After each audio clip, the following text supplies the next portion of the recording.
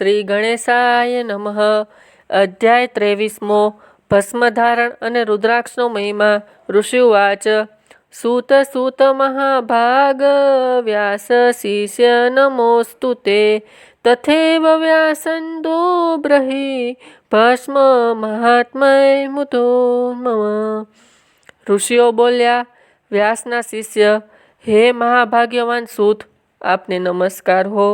તમે હવે વિસ્તારથી ભસ્મનો મહિમા કહો, તેમજ રુદ્રાક્ષ અને શિવ નામનો ઉત્તમ મહિમા પણ જાણવા ઈચ્છા છે, તો તે પણ અમને પ્રીતિપૂર્વક કહો. સઘળા પાપોને દૂર કરનાર 3 મનાયા છે. મુખમાં શિવમય વાણી, ગંગા જેવું પવિત્ર શિવનું નામ, યમુના જેવી પવિત્ર ભસ્મ. શિવનું નામ ગંગા જેવું પવિત્ર છે, ભસ્મ એ યમુના જેવી પવિત્ર છે, અને રુદ્રાક્ષ એ સરસ્વતી જેવી પવિત્ર છે. આ ત્રિવેણી મનુષ્યના સઘળા પાપો દૂર કરે છે. આ 3ના મહિમાને માત્ર ભગવાન શિવ જ જાણે છે, કેમ કે બ્રહ્માંડમાં જે કાંઈ છે તેનો મહિમા માત્ર મહેશ્વર જ જાણે છે. બ્રહ્મા વિષ્ણુ આદિદેવોએ 3 વસ્તુ ધારણ કરે છે, તેથી તેમના દર્શનથી મનુષ્યના પાપો ક્ષય થાય છે. ઋષિઓએ આ 3ના વિશેષ મહિમા જાણવા ઉત્કંઠા દર્શાવી, એટલે શું તે કહ્યું, હે બુદ્ધિવંત ઋષિઓ, હું તમને નામનો મહિમા કહું છું, તે તમે ભક્તિપૂર્વક શ્રવણ કરો. આ નામ મહિમા એ મનુષ્યના પાપોને ક્ષય કરનાર સર્વોત્તમ સાધન છે. શિવ એ નામરૂપ દ્વાગ્નિથી મહાન પાતકરૂપી પર્વત અનાયાસે ભસ્મ થઈ જાય છે, તે ખરેખર સાચું જ છે. હે સૈનક, પાપરૂપ મૂળવામાં જે અનેકવિધ દુઃખો છે તે એકમાત્ર શિવના નામથી જ નાશ પામે છે.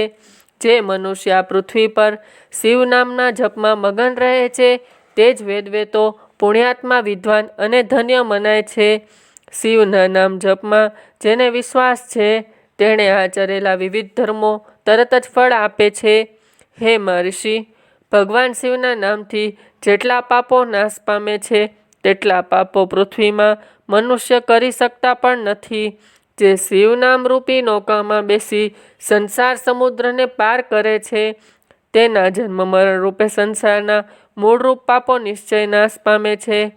પાપરૂપી દ્વાગીન પીડાતા મનુષ્યએ નિરંતર શિવના અમૃતનું પાન કરવું જોઈએ, કેમ કે પાપરૂપી દાવાનળથી તપેલાઓ તે સિવાય શાંતિ મળતી નથી.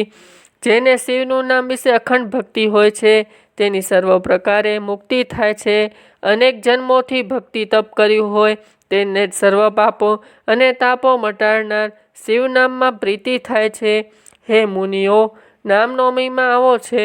નામ માટે વધારે કહેવાયથી શું? હવે હું તમને માત્ર એક જ શ્લોકમાં સર્વ પાપને હરનારું શિવ નામનું મહાત્મય કહું છું, તે સાંભળો. શિવના નામમાં પાપ હરનારી એટલી શક્તિ છે કે મનુષ્ય તેટલા પાપ કરવાને કદી સમર્થ થતો નથી. હે મુનિઓ, આગળના સમયે ઇન્દ્રગુમ્ને શિવા નામનો પ્રભાવથી ઉત્તમ એવી સદગતિ મેળવી હતી, અને એક પાપ કર્મમાં રચાતી બ્રાહ્મણ યુવતી પણ શિવ નામના પ્રભાવથી ઉત્તમ સદગતિને પામી હતી. હે શ્રેષ્ઠ બ્રાહ્મણો, આ રીતે મેં ભગવાનના નામનો ઉત્તમ મહિમા કહ્યો. હવે તમને પછી ભસ્મ, જે સર્વ પવિત્ર વસ્તુઓને પણ પાવન કરનાર, તે ભસ્મનો મહિમા પણ સંભળાવીશ. ઇતિ શ્રી શિવ મહાપુરાણમાં પહેલી વિધેશ્વર સંહિતામાં ભસ્મધારણ અને રુદ્રાક્ષનો મહિમા નામનો 23મો અધ્યાય સંપૂર્ણ. ઓમ નમઃ શિવાય.